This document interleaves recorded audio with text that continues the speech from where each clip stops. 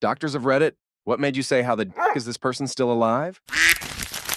An unlucky lucky guy forgot his keys and was climbing back into his own apartment through the window. His cousin friend thought that he was an intruder and pointed a gun at him and pulled the trigger as the unlucky lucky guy opened his mouth to say, "Don't shoot." The bullet went into his mouth and cleaned the back of his neck. After surgery, he was totally fine in a few days. Somehow missed all major structures. Didn't even chip a tooth. Really pissed at his cousin from my neurosurgery rotation in med school. Story 2. A guy I know with cancer smokes 2 packs a day and drinks a fifth of a Fireball every day. He lives in a trailer so dirty there is a half-inch of dirt, according to his wife's mother. He recovered from surgeries in that trailer. Eventually, we got word he was quitting chemo and was just going to accept death. 5 years ago, he was given 2 months to live. He is now completely cancer-free. Life is just weird sometimes. Story 3. When I was in college, there was a kid that exited a freeway at near freeway speed. Problem was, it was a construction zone at night. No lights, and it wasn't supposed to be an open exit. Drove right into a pile of rebar. One of the poles went through the car into his face and pinned him to the seat. A couple of years later, I was in grad school in anatomy seminar, and the surgeon presented that kid's case as a study. Not only did he live, the rebar had slid right past the base of the brain's spinal column. It was so close. They had to twist it out like a screw because the ribbing on the bar threatened nerve damage. His recovery photo was a totally normal kid smiling. He had a small scar on his chin. I say kid, but he was like 17, just to be clear.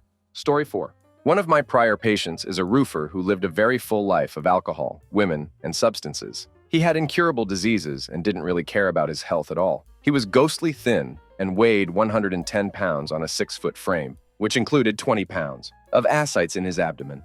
He was angry and didn't listen to anyone, refusing therapy most of the time. I met him first in the ICU, where he had a large number of incurable diseases at the same time. Prognosis of in-hospital death was 90% even with therapy. I was involved in his care for about 2 weeks, and again, he refused every therapy that his primary physician suggested. I was surprised he lasted the 2 weeks. Finally, he was so fed up of the noisiness in the ICU that he requested transfer to palliative care and was eventually sent to a hospice for patients with advanced HIV to live out his remaining few days. 1 year later, I get a call from the hospice requesting a follow-up appointment for him. I was shocked that he was still alive and asked if I could talk to him. He was all better. It turns out he had the hots for his nurse in the hospice and did everything she asked in order to please her, including taking his medications for the first time. She had slowly nursed him back to health, convinced him to restart HIV meds, put him on a low-salt diet for his liver disease, and then eventually got him up and mobile. He spent another 6 months in a rehabilitation facility, then went back to work. He saw me in follow-up for a while as we treated his hepatitis C, then his cirrhosis shockingly improved. After a couple of years, he moved away to another place to start a construction company and became rather successful financially, and remains abstinent on his former vices. He's the only person that I've seen come back from death. Story 5. My resident called me urgently one night and said I needed to come to the hospital. A young man was hit by a train. I asked why I needed to come in. There was no way he could survive that. She explained that somehow he was maintaining his pressure and wasn't bleeding out. When I arrived, I found that the force of train had sealed off all the major vessels from the pelvis down. Story 6. 2 that stick out. Guy gets shot and drops to his knees. He wouldn't stop complaining about how much he hates the guy who shot him. Young girl driving a car gets T-boned on the passenger side by an Altima going at least 70 miles per hour. Her car looks like it was hit by an IED, so we assumed she was deceased upon arrival, when the other crew on scene said our focus was extricating the people in the Altima. Girl driving was completely unhurt by a Volvo. Story 7. Kind of a retelling, but one time a cadaver had a lung which was flipped upside down. When I tried to flip it to the proper position, bloop, it flipped right back to upside down. After some due diligence, we realized the lung was a transplant, and the surgeons who performed the transplant had attached the organ incorrectly. The lung had been fighting to be upside down its whole life in this other man. After 15 or so years, the man eventually moved in a way that allowed it to flip over, resulting in his death. Not really a, how damn is this person still alive, but more of a, how did this person live this long with this condition? Story 8. Had a lady walk into the hospital with her face pointed at her chest. Her C1 vertebra had somehow fallen off C2, with her spinal cord delicately D'd across the odontoid process. No damage to anything. Repaired with slow traction and a halo for a little while. Still baffles my mind 5 years later. And 5. This little old lady said it happened slowly over time. But when she woke up from her nap that evening, something felt different. No traumatic injury reported. She had been sidestepping for almost a year. I'm afraid it doesn't make the situation any less scary. Story 9. Older woman called for chest pain. Her vital signs were crap, and she had the look that anyone who's ever seen a patient about to die will recognize instantly. Her EKG suggested multiple blockages in her coronary arteries, and we had to put her on a ventilator shortly after she got to the ER because she deteriorated so quickly. Cath lab confirmed the EKG findings. Complete blockage of one artery and 99% blockage of two other major arteries. Unfortunately, it was too extensive to resolve with PCI, so the only option was to fly her to the university hospital in the city for an emergent triple bypass.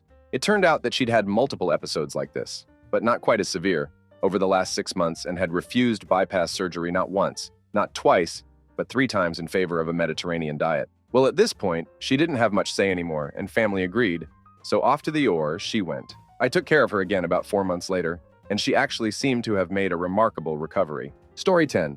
As a student, had a young guy come in who self-inflicted a 22 to the inside of his mouth and passed out. Awoke the next morning, didn't recall the night prior, went to work. 2 hours into work, he says he's not feeling right and starts acting odd. Coworkers call EMs. They take him and get a CT head. Shows 11 or so bullet fragments throughout his noggin. The guy was acting by that time completely unfazed. I was very fazed. Story 11. Not a doctor, but my doctor did say it to me. You survived a lightning strike. It's amazing you're still alive. I then joked, since what I got is 90% plus fatal, he could write a paper on it. He looked at me and said he'd just rather forget the whole thing. We laughed. Story 12. I helped take care of an old dude who hasn't leg and had broken his other leg, so he was seeing us because of that. He was on oxygen and not being very compliant with using his wheelchair. We were talking with him and he was getting really argumentative. How am I supposed to chop wood in a wheelchair? Was what he kept demanding. When asked how he was chopping wood with one leg in the first place, he responded that he'd crawl into the woods and hop up to chop the wood. This was even more concerning. When the doctor asked how he was carrying his axe, oxygen, and the wood he chopped, he looked him straight in the eye and said, "I carry him on my back." Not sure if he was serious, but he was pretty dang grizzled and looked like he may have been crawling through the woods. Story 13. Not a doctor. A classmate of mine in HS was out snowmobiling in the middle of the night. He was going about 50 miles per hour down a trail. Some a hole had put a chain across the trail just to be in a hole. He didn't put reflectors on it, and it wasn't even on his own land. It was on state land. Unfortunately, my classmate had a backrest on his sled. The chain hit him square across his chest. It slammed him into the backrest, which fortunately broke off. He rode back home and crawled into bed. Later, his mom made him go to the local clinic that had a small ER. They life-flighted him down to Duluth immediately. He had a lot of bruises. The doc told him that if he hadn't been so muscular, he would have died out on the trail. The man was about 6 feet and 245 pounds and ripped like a bodybuilder when he started. 6 months and a bunch of surgeries later, he was maybe 130 pounds. He looked like death, and his whole chest was railroad tracks. They had to crack his chest twice to deal with his heart. Now he's the same loud, crazy person he always was. A successful business owner with a wife and kids. Everyone thought he was going to die, including the doctors, but he pulled through. Story 14.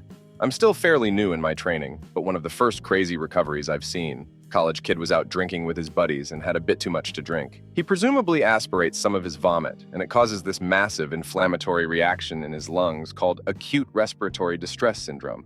He goes from perfectly healthy to being on death's door within an hour. He gets transferred to our intensive care unit in the middle of the night, completely unstable, on a ventilator, maxed out on 5 pressors, life support meds to keep your blood pressure up, and is being considered for echo.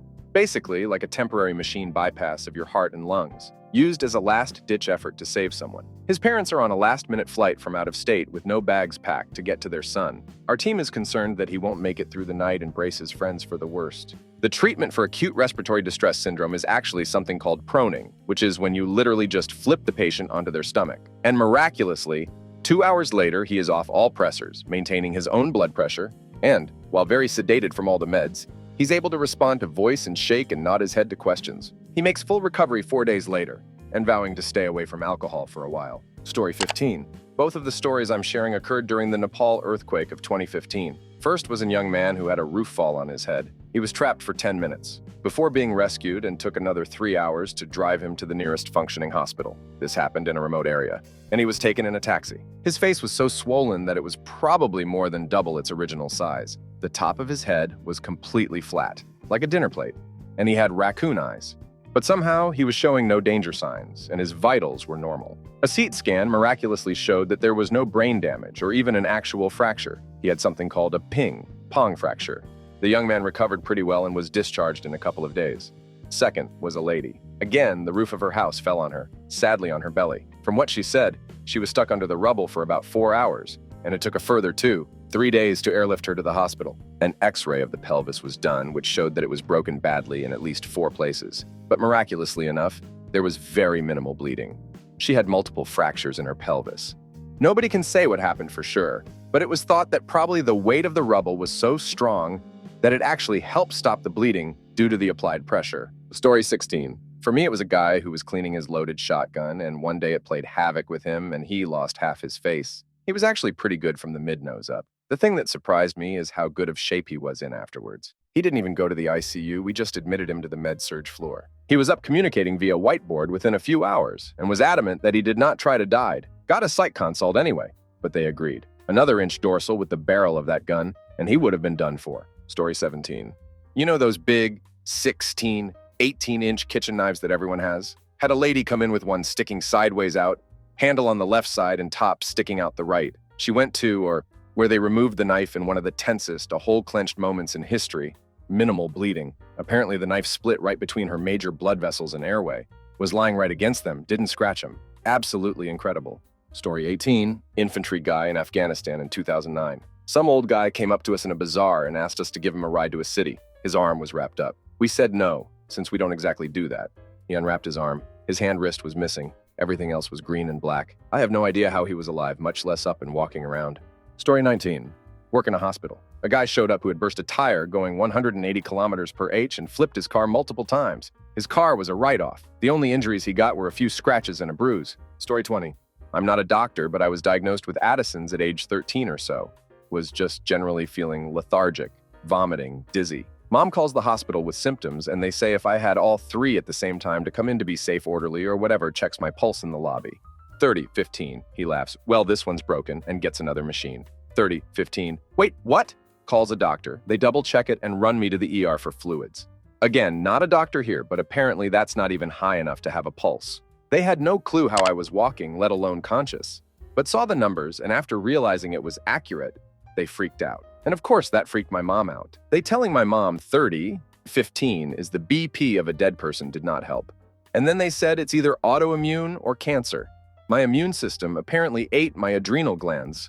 Now I'm on meds for life. Lucky me. On the bright side, though, I never really have to worry about high blood pressure. Story 21. My dad walked a mile to see a friend and tried to walk up the stairs. Couldn't get up 1 step. Walked back 1 mile to his office, looked up who his doctor was, since he hadn't seen one in 20 years, and drove there. No appointment. Doctor hooks him up to an EKG, but it's fine. Tells him there's a cardiologist next door. It's the end of the day. They'll see him, just in case. They hook him up to a blood pressure monitor while he's on a treadmill. The monitor is behind him. He can't see it. He starts walking. They set a countdown timer for 3 minutes, and about 30 seconds in, one of the nurses steps out of the room. My dad is watching the timer, and it counts down to 0. He feels fine and figures he's going home, but the door opens and 2 ambulance attendants are wheeling in a gurney. While he was on the treadmill, his blood pressure dropped to 0, then restarted, then dropped to 0 again. The nurse who stepped out of the room dialed 911. They let him finish because they figured as soon as he stopped, the heart attack would start in earnest. Quadruple bypass later and he lived. But note, he said he never felt the same. A bypass is not a panacea. Story 22. A med student here. My most memorable patient was a particularly pleasant middle-aged man who was flown back to my hospital in the Midwest after suffering a 6-story fall from a hotel balcony in the Caribbean. The story goes that this poor fella just arrived at his hotel planning to spend a week in paradise. Immediately upon arriving to his hotel, he stepped out on his balcony to watch the sunset and leaned on the railing only to have it collapse underneath him. He fell 6 stories straight down and suffered bilateral open tibial pylon fractures, which are particularly high energy and difficult to heal. The poor guy apparently fell into a locked backyard, and his wife and kids had to listen to him screaming in pain for over 2 hours before they could get the fire department to break down the gate. He was taken to the hospital on the island he was staying where he was stabilized, and they recommended he have both legs amputated. He begged to be shipped back to the United States, and apparently the government got involved and flew him to Miami where he was externally fixated, and was confused several times. I guess he had some internal trauma as well. About a week later, he was shipped up to the Midwest to my hospital. Literally blew my mind the crap this poor guy went through just because he wanted to enjoy a vacation. Sadly, I think that he ended up losing one of his legs anyways because his wounds wouldn't heal. And he ended up with osteomyelitis, bone infection. Story 23. 15 years ago, my mom dated a guy who had incurable diseases. He could not treat two diseases at the same time. He was given 2 years to live. He told my mom that he needed to focus on getting his affairs in order and spend time with his kids. They'd only been dating a few months, very casually. Saw the dude a few weeks ago, still kicking. Story 24. Not a doctor, but a firefighter. We had a 30-year-old male put a shotgun in his mouth, pointing up to his nose, pull the trigger, and survive. We show up, work him. He's breathing, and we transport him. He survives, and we are all amazed. 3 months later, he did it again, but a .22 to the temple, it bounced around. He survives again, with some mental deficits and a glass eye, but still one of the craziest I've seen. Story 25. Not a doctor, but a student nurse. I had a patient come into the psych ward from the emergency department after he had lost his own right arm from the elbow down with a chainsaw. He only survived because he apparently had some kind of rare clotting disorder that prevented him from bleeding to death. He was severely schizophrenic and believed that his arm was going to grow back. Story 26. Veterinarian here. Approximately 6-week-old puppy was presented that had been hit by a car and thrown away in a dumpster, left for dead. A good Samaritan found her and brought her into a clinic for euthanasia. It was a Saturday afternoon. He was about to close up shop for the weekend, and now this. She was a little fuzzy black ball, about 1.5 pounds, with soulful eyes. She has a lot of wounds. Had been this way long enough that her quadriceps had contracted and the leg was hyperextended, bent backwards at the knee. He took the puppy in, looked at his nurses, and said, "I'm not starting my damn weekend like this. I'll stitch up her belly and figure out what to do with her Monday." Monday rolls around and he brings her to the main clinic so that the vet student can practice fracture fixation before pup is euthanized. Vet student, M.E., says in tearful voice, "If I fix her properly, do I still have to put her to sleep?" Answer was, "Nah. But if you do that, you have to find her a home." Her name is Bits. Another vet student got the other hit by car stray dog to practice on. The nurses named her Pieces +1 for dark humor by nurses. So I anesthetize her. Prep the left leg planning for an impin. Start making the initial skin incision, and she doesn't bleed. Pretty sure that was a bad sign, so I chose to wake her up from anesthesia, give a blood transfusion, and try again the next day. In the interim, I do diagnostics, and this little munchkin has whipworms and much more. I look at her and asked her, "How damn are you still here, seriously?" She just looked at me and did little puppy grunts. Next day, her crit was holding steady, so I moved forward with surgery plan.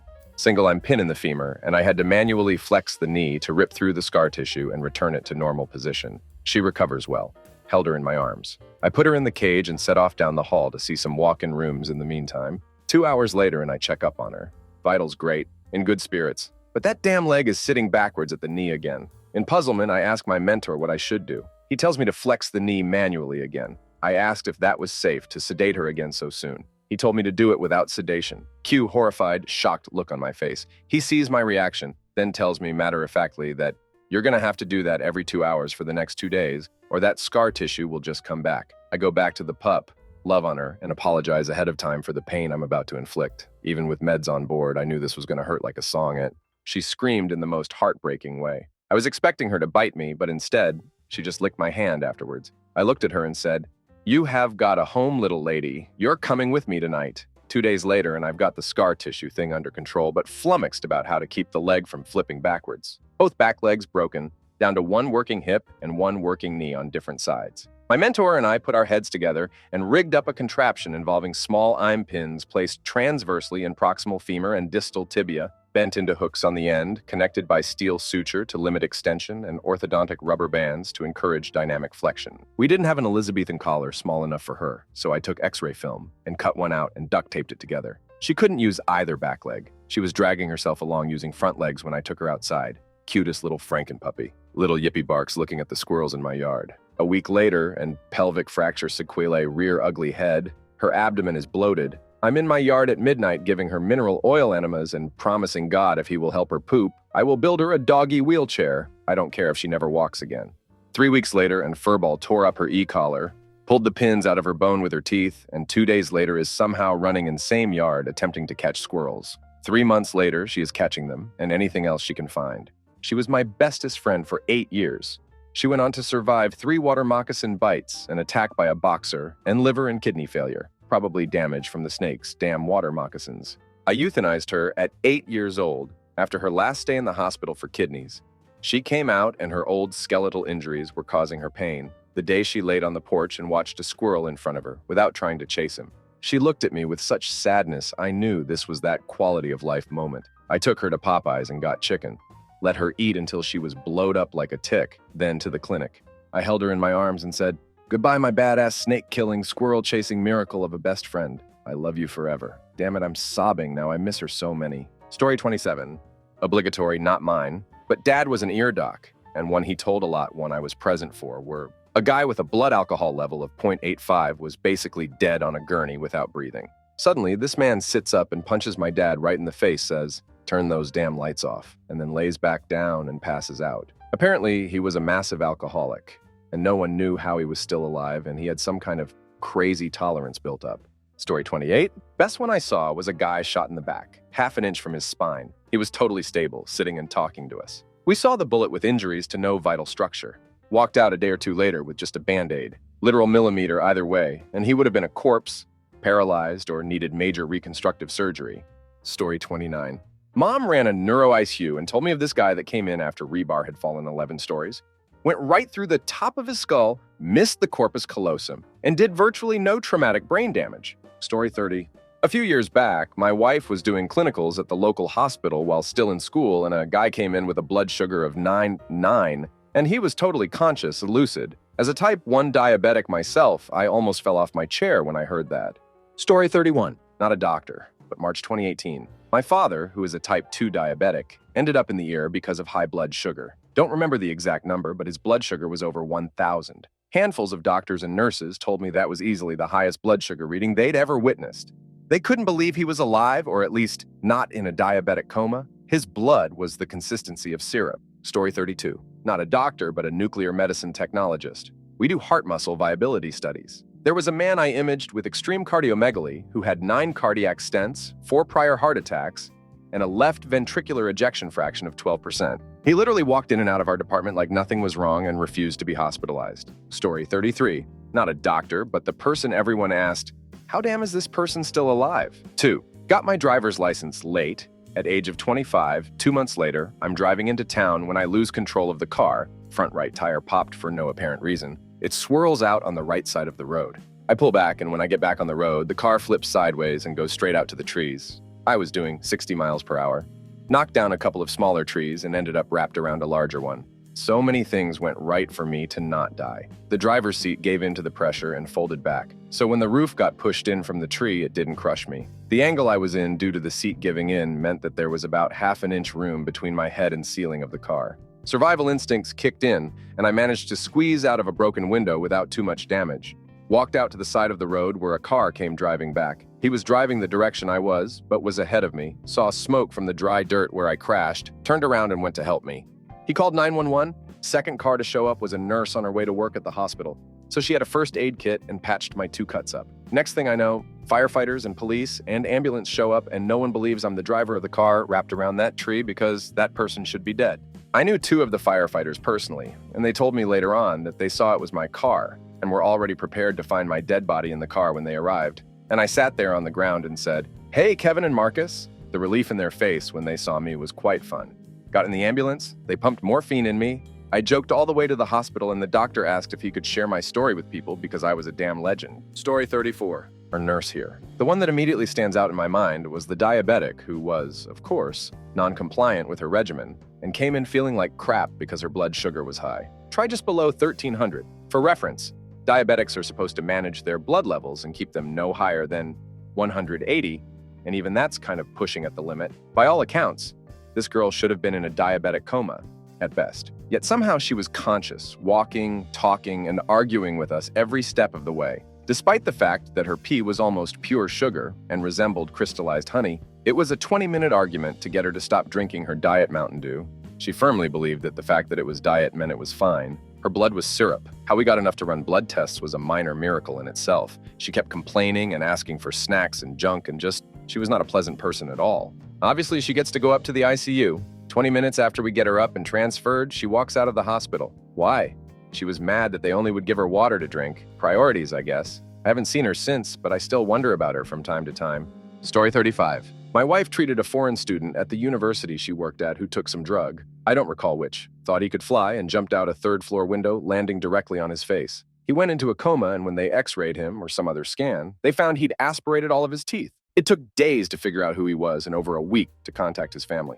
Story 36. Vet here. Dog walked in, still eating and drinking that morning, but acting lethargic. had a ruptured splenic tumor and a red blood cell count of 4.1, normal 35, 55. No idea how he was still getting around. Story 37.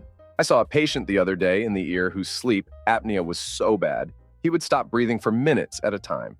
You could watch his oxygen saturation drop from 100% to 79%, and then he would start breathing again. He refused to wear a CPAP. Amazing stuff. Story 38. Geneticist here. A healthcare company in our field sent us a sample for genetic testing of a certain gene.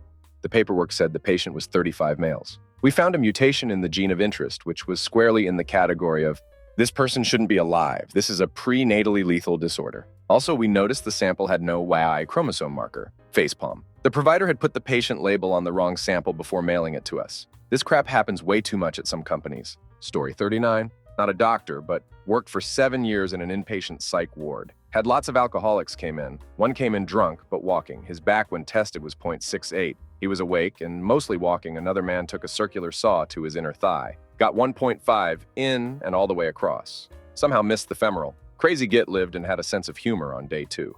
Story 40. I'm not a doctor, but the story of Lemmy Kilmister of Motorhead always makes me go, how did he live that long? Basically, he smoked every day since he was about 11, drank an entire bottle of Jack mixed with Coke every day, and when he was diagnosed with diabetes in 2015, he switched to a bottle of vodka every day. He never ate healthy. Only exercise he got was performing, and refused to drink water. When his doctor said he was dehydrated, he just added more ice to his Jack and Coke. But astonishingly, even in his 60s, in an interview, he said he just went down to the doctor, and he said his lungs were fine, liver was fine, essentially in pretty much perfect health. Not even tinnitus or hearing difficulties, despite Motorhead concerts being said to be some of the loudest. Almost all his health problems came during the last 2-3 years of his life, and they can mostly be attributed to old age, not lifestyle. He died in 2015, just after his 70th birthday, to the shock of everyone, because he was drinking and partying just a couple days beforehand. This guy was seriously indestructible, and it's a miracle he lived to his age. Story 41. Witnessed a sedan with a trailer flip 4 times at 75 miles per hour on a highway into a ditch right in front of me. At 12 years old, wasn't wearing a seatbelt and was thrown from the vehicle through an open window. He had a bruises of his leg and was in shock, but otherwise apparently unharmed. We did a quick trauma evaluation of the family. Everyone seemed okay. When we were running to the wrecked car as the dust was settling, I was sure we were just going to see dead man everywhere, but he was really, really lucky. Story 42. Followed this patient with my attending. 20-year-old African-American with sickle cell anemia, stroked out and was in a coma. Intubated and put on a ventilator because they couldn't breathe on their own. Mari was bad. It looked like somebody emptied out a shotgun shell and scattered the pellets around the brain. Still haven't seen another MRI like that one. With the brain, there is essentially a 3-day rule. If you have little change 3 days after a neurological injury, the chances of meaningful recovery are slim.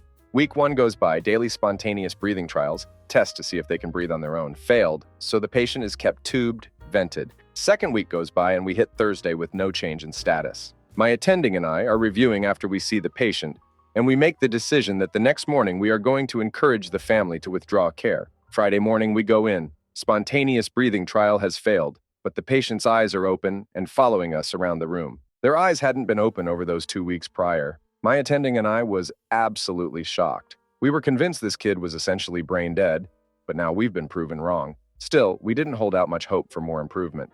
2 weeks and they can open their eyes and follow people around the room? You can say we're pessimistic about chance of recovery, but experience does speak for a lot in these situations. It's Saturday or Sunday. We can safely remove the breathing tube.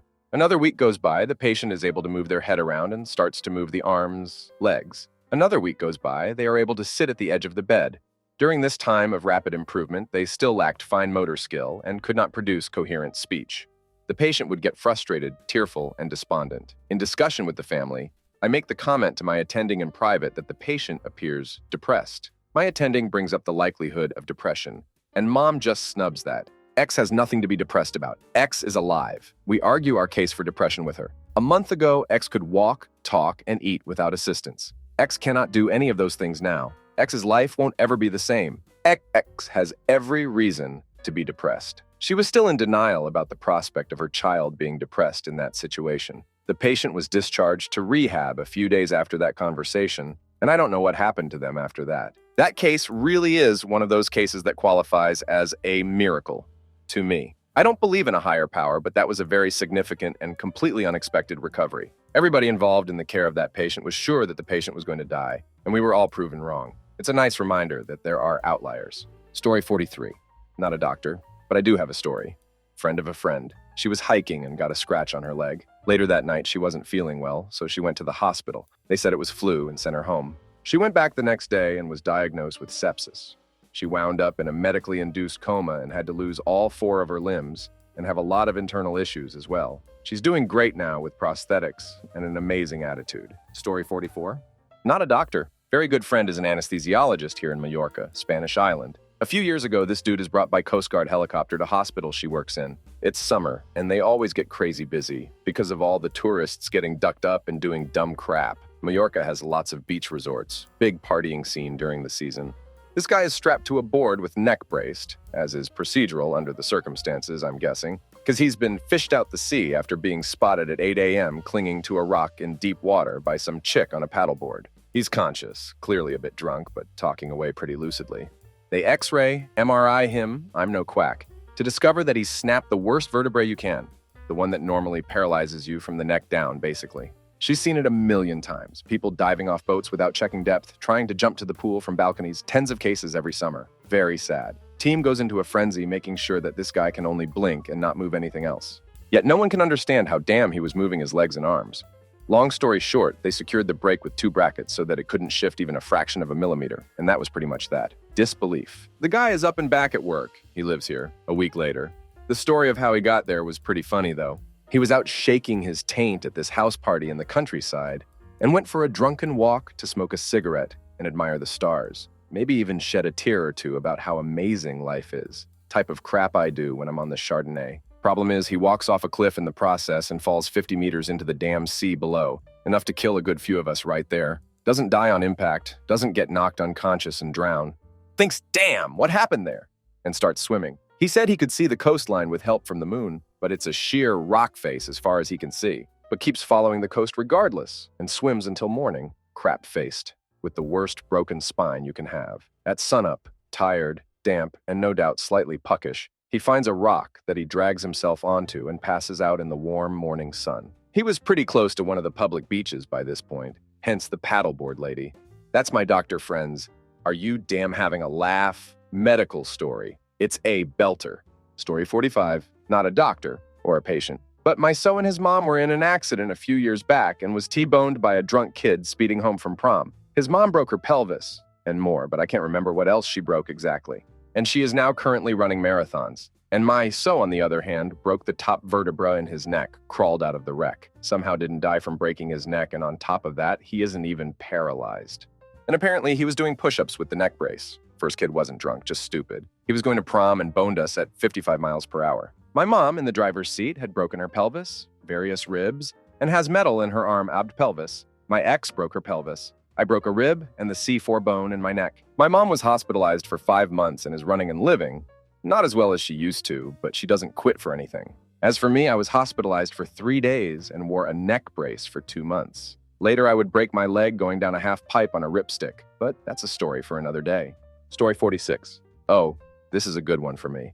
My roommate is a heavy drinker. He had to have some tests done a few months ago, and it shows his liver function and how well it's doing. This kid drinks himself to oblivion weekly, eats like crap, doesn't exercise, weighs like 350 pounds, and smokes. I'm thinking his liver, and most of his other organs, looks like a mummy's shriveled up scrotum. His liver function test comes back perfectly clean. He's perfectly healthy on paper, other than being overweight. He showed me because I didn't believe him. Blew my goddamn mind. Story 47. Had a patient who came into the CCU in cardiogenic shock, then developed pulseless vert. Proceed to intubate, code him for 2 hours, shock him 13 times. Interventionalist was on the way in, and finally are able to place an intra-aortic balloon pump. He finally got sustained ROSC. We started dialysis on max pressors, and he was persistently hypotensive with MAPS in the 40s. He was unresponsive at this point. I went to the family to update them on the patient. Explained that we got his heart beating again, but given the prolonged CPR and prolonged hypotension, there was a significant chance that his neurological status would be severely affected and would almost certainly never be the same again. I bring them into the room, and after a tearful reunion with their loved one, I head out of the room and to a computer to start charting the crap storm that just happened. A few minutes later, the sun comes out and tells me, I think my father is trying to tell me something. Now, I hear this a lot from family members who are in severe grief after their loved ones suffer severe brain injury, so I'm skeptical, but come in to assess the patient. To my disbelief, the guy is wide awake and talking around his breathing tube, follows commands, and writes out that he wants to be extubated on a piece of paper. 100% neurologically intact. We eventually extubate him after getting enough fluid off with dialysis, and he does well over the next few days. Story 48. Obligatory, not a doctor, but I am a medical radiologic technologist and work in a cardiac cath lab with doctors. Had a patient that didn't wake up from their catheterization, which isn't normally done with anesthesia. We just give fentanyl and Versed. We administered some Narcan to try and wake her up, which it thankfully did. When she woke up, she freaked out and told us that in order to calm her nerves before the procedure, she did a line of powder before coming to the hospital for her heart catheterization. People are incredible. Story 49. Not a doctor, but my former step-uncle used to work on towers, like cell phone towers. His harness broke and he fell, landed straight on his back. Doctors said he was lucky to make it to the hospital alive and wouldn't live. 6 months later, he's walking and talking again. He just has short-term memory issues and his speech is slowed down, but he can still function and be a dad. Story 50. Obligatory, not a doctor, but my grandfather is really lucky to be alive. Supposedly, what had him suspicious of being sick in the first place was the fact that he had a cough throat clearing thing that he couldn't shake. It had been a month or so, and he still needed to clear his throat and cough every once in a while. Since he was one to go to the hospital for things like the flu, he went to the hospital just to make sure he was okay. Doctors do their standard tests and whatnot, and although I forgot the reason why, they ended up doing a blood test. Everything was fine, except for the white blood cell count, which was 90,000. There's only really one thing that causes that, and it's incurable blood disease. And it was a very aggressive type of this disease. Naturally, the doctors immediately start working towards fighting it. But what really turns this into a different story is what comes after this disease. After a few days in the hospital, he fell unconscious in the middle of the night and would not wake up in the morning.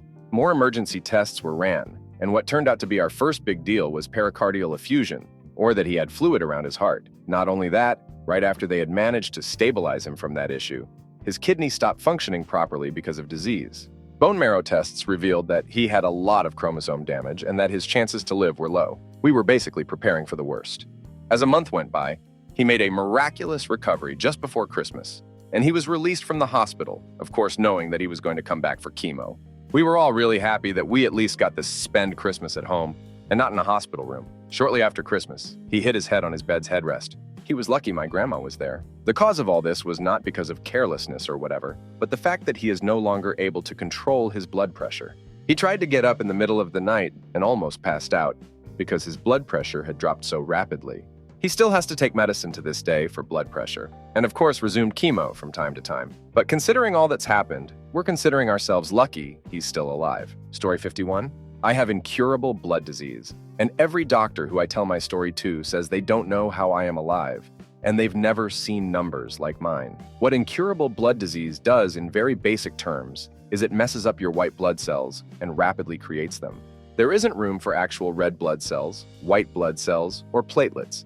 Those help clot when you get a cut to stop bleeding. The normal range for white blood cells is anywhere from 7 to 10 in thousands. I had 532. They don't know how I was functioning semi-normally or even still alive with that number. Story 52. Not a doctor, but I am a physical rehab person. I had a patient once who went on a 3-day substances bender and did so much substances, he had both a heart attack and a stroke. He was up and walking the week after, and all his residual awkwardness pretty much cleared up. He was taken off my caseload before his discharge, but last I heard the only remaining problem he had was that he could no longer speak. I still think about how much substances he had to do to get that bad. Story 53. Not a doctor, but former cop. I was working on a gang unit at the time, and our unmarked car was chasing a vehicle that had refused to stop. The suspect ended up in a dead-end road. I was in the carrier, a Mercedes-Benz Sprinter, minibus, aka bully bus, riot van, etc., in uniform with the rest of the team. The driver of our vehicle pulled it across the entrance to the road, so the suspect, who had managed to turn his car around, had no escape from the dead-end road. I was in the jump seat, so first off the bus, and ran straight towards the driver's door, confident that seconds later I'd be smashing in the window and hauling out the driver as he had nowhere else to go. Whilst I was approaching the car, I noticed a motorcycle courier parked at the side of the road. His bike was switched off and he was removing his gloves. Still sat on the bike. I didn't think much of it. As I reach for the door handle, may as well check if the door is open before I start smashing windows. The suspect guns the vehicle and drives straight at the motorcycle courier. Rider and bike go down on their side onto the pavement, and the suspect drives straight over the top of them, mounting the curb in the process. Because of his crash helmet, the courier gets trapped under the vehicle. Honestly, I will never forget the sight of this. And dragged along the pavement for about 10-15 yards, before the rear wheels eventually bump over him and the car speeds off into the road at the junction. I'm first to the courier, having been running behind the car and convinced that I'm going to find him dead. Miraculously, he was conscious. Even more miraculously, he escaped with nothing worse than a broken collarbone in the end. To this day, I'm convinced he came out so unscathed because he was wearing proper protective motorcycle gear. Yes, the driver was eventually caught hiding in a garden about 20 minutes later. Story 54. Obligatory, not a doctor, Ross Capicchione's story is one I've always found completely unbelievable. The short version is, he was a teenager in Detroit and got convinced to drive his friend to a cousin's house. His friend, once they arrived, proceeded to shoot him 3 times with a shotgun. Ross's friend was in a gang, and the initiation was to kill an innocent victim, but Ross somehow survived. He got up and walked to the best of his ability down the street in hopes of getting help, but eventually collapsed. Luckily, a probation officer found him and called an ambulance. Ross survived and helped put his friend behind bars. Something about taking 3 shotgun shots and getting up to walk far enough for help is absolutely insane to me. Rapper Joyner Lucas made a song about the whole incident titled Ross Capicchione. Story 55. And not a doctor, but my grandpa wrote this while stationed in the Northern Territory during Bubba II to set the scene. The Port Keats tribe was, during the war, still classified as wild. And wild they were, fighting neighboring tribes using spears and waddies. They even used these weapons when fighting among themselves. One night at the mission, when I was talking to Father Doherty, a woman was brought in with a barbed fishing spear in her neck. It had passed from one side of the neck to a point in the back alongside the 5th vertebra. Father Doherty broke off the spear, but could not move it. As the mission had some ethyl chloride and ether, we decided to anesthetize her before opening up the wound. I made up a mask and gave my first anesthetic. I don't know whether she went under or was hypnotized, but we opened the wound but still could not shift the spear. Now I was running out of anesthetic but wagging. The local medicine man was looking on, so we called for his assistance. The woman was lying on a blanket on the ground and wagging planted one of his feet on the woman's head, gave the spear a few experienced twists, and out it came. She did not bat an eyelid. The wound healed beautifully. And the day following the operation, she was walking around with her husband, and he was the blighter who put the spear in her. Story 56. Not a doctor. My wife was given a bad roll of the dice 21 years ago. She was 21. Many incurable diseases at the same time. Complications were many, but the worst was a nasty form of diabetes that killed off her kidneys in 3 weeks. The estimation was 2 years. Home peritoneal dialysis, she started to get better. But in November last year, after fighting for so long, she had a silent heart attack. When they got her into the coronary care unit, they found that her heart at resting was performing at 14% and angiogram showed 2 of the primary arteries were blocked. Unfortunately, full diagnosis was impossible because CT scan and MRI could not be done. Due to renal failure, the contrast used could have killed her. We knew we were on borrowed time simply because in the CSU hub there is 4 primary beds. Most people go into those and then once stable are moved to the ward behind. Paula stayed in the primary bed for 7 days. Double cardiac arrest ended it for her. First thing the main doctor said to us was, "Do you want the whole truth, no sugarcoating?" We said yes, and you could tell none of it was good, especially because every decision had to go past 3 departments: renal, hematological, and coronary. Story 57.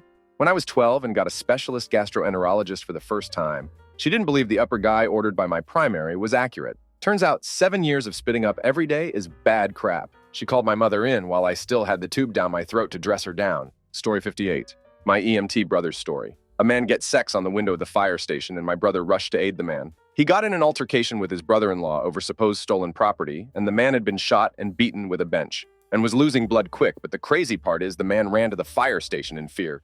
15 miles. Story 59. About 6 weeks ago, my dad checked himself into the hospital with ice pick headaches in the top of his head. He didn't have a fever, so they didn't suspect meningitis. But they have gave him some morphine to try and reduce the pain while they did tests. When he was in the middle of an MRI, he started having trouble breathing and his heart began to fail. The doctors rushed him out and he wound up hooked up to an ECMO machine and ventilator.